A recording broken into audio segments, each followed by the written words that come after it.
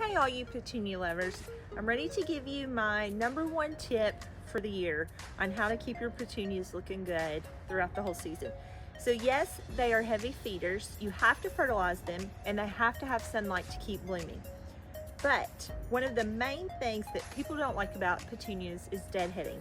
And in here, there's no way that we could go through and deadhead all of the petunias all the time. The most effective way to get rid of those old blooms is to ever so often take a pair of scissors and trim up your hanging basket. You want to just take it, trim around it, and like you're giving it a haircut, and trim off some old blooms. So let me show you. If you are working on your hanging basket, you're going to see that this bloom is finished, right? So most people just pull that off like that. Okay, that is not going to help your plant. You actually have to pull off the growing point that that plant was stuck to in order for it to be beneficial. So right here is where this flower was. Unless I remove it back here behind the growing point, it is not going to produce another flower.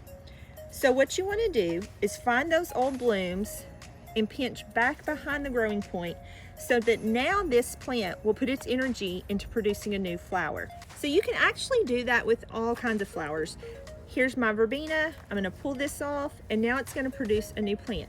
If you just pull off the bud, remember that it's already done producing a flower. It's not going to try to make a new one. But if you remove that growing point, it's going to push out fresh blooms.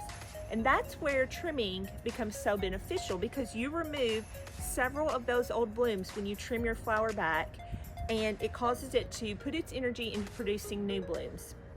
If your plant ever starts to look leggy, or it's midsummer and you're like, where are all the petunia blooms at? Trim it back. It will make a world of difference. Feed it and watch it grow.